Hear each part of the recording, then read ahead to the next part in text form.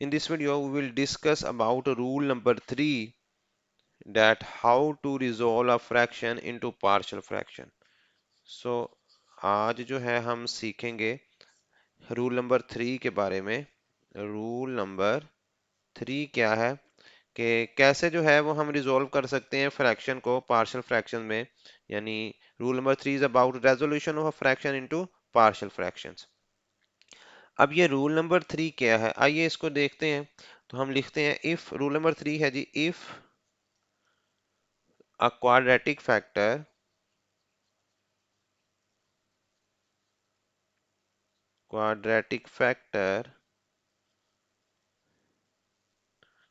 such that ax square plus bx plus C, इस तरह का अगर कोई क्वाड्रेटिक फैक्टर आपके पास हो, ये फैक्टर हम बात करें डिनोमिनेटर में मौजूद होना चाहिए। विद हम लिखते हैं with a is not equal to zero, a की वैल्यू जीरो नहीं होनी चाहिए।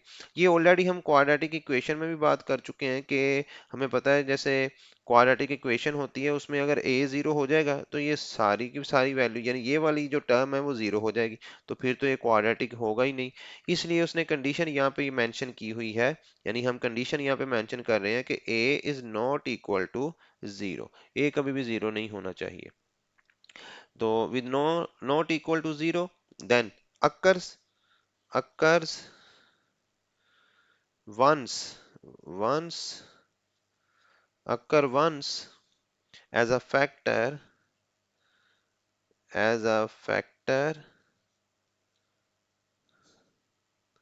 of d of x, यानी अगर डिनोमिनेटर में आपके पास ये फैक्टर के तौर पे आए, then the partial fraction, then हम कॉमा लगाते हैं, द partial fractions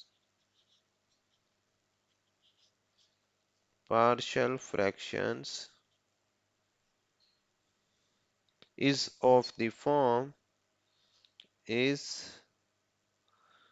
of the form, देखिए अब इसकी पार्शियल फ्रैक्शन किस फॉर्म में होगी वो हम इधर लिख लेते हैं। वो इस ऑफ द फॉर्म इस तरह से होगी डेट ए एक्स प्लस बी, और ये जो आपके पास क्वाड्रेटिक फैक्टर होगा वो इसमें इसके नीचे डिनोमिनेटर के तौर पे लिखा जाएगा, यानी हम लिखेंगे A x plus B over A X square plus B X plus C, where हम साथ लिख देते हैं where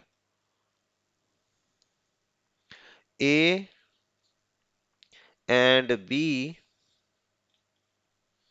are constants, a and b are constants।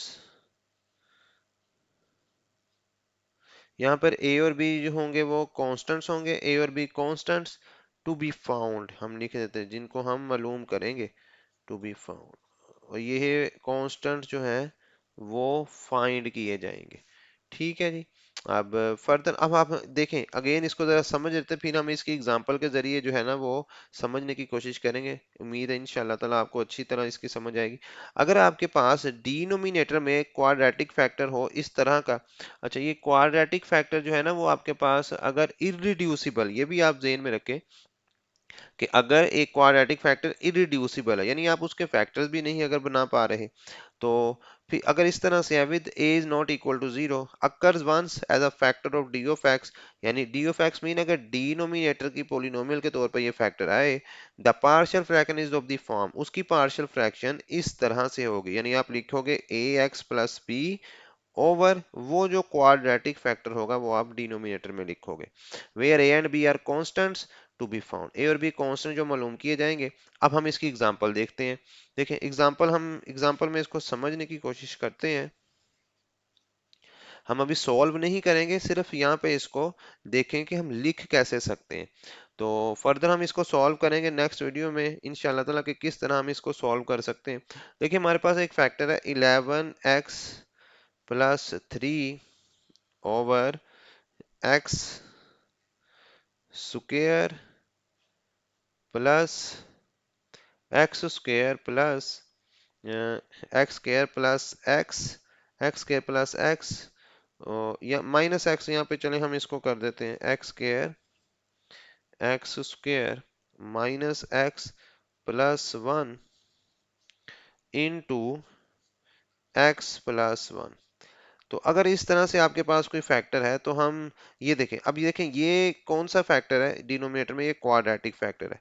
तो इसकी हम जो पार्शियल फ्रैक्शन करेंगे वो इस तरह से हम इसको लिखेंगे ए एक्स प्लस बी, और डिनोमिनेटर में लिखेंगे x square minus x plus one plus. अब देखें इसको तो हमने, ये अगेन लीनियर है तो लीनियर की हम कांस्टेंट लगाते हैं, बी के बाद चले सी ले लें, ओवर में इसको एक्स प्लस वन लिखें।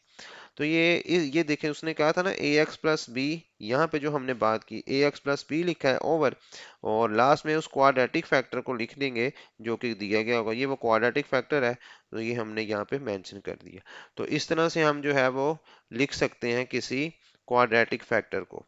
तो फर्दर हम इसको इसको हम सॉल्व करने की कोशिश करेंगे नेक्स्ट। चले एक और अगर हम एग्जांपल यहाँ पे डिस्कस करें, एक और में हम आपके पास एग्जांपल लिख लेते हैं। एग्जांपल है, अगर आपके पास एक फैक्टर आ जाए इस तरह से 3x माइनस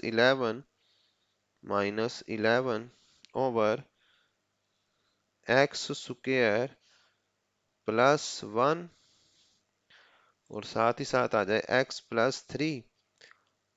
तो इसको हम कैसे करेंगे, अगेन इसको हम लिखेंगे नीचे, ये भी अगेन ये क्वाड्रेटिक फैक्टर है, इसमें मैक्सिमम पावर आपको 2 नजर आ रही है, तो अगेन ये भी क्वाड्रेटिक फैक्टर है।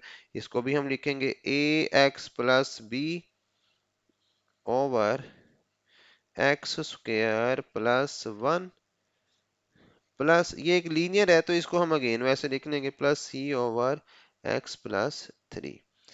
तो इसके मुताबिक लिखेंगे ए एक्स प्लस बी लिख लिया, यानी कांस्टेंट लिख दिए A x plus B over quadratic factor है, तो वो क्वाड्रेटिक फैक्टर हमने यहाँ लिख दिया।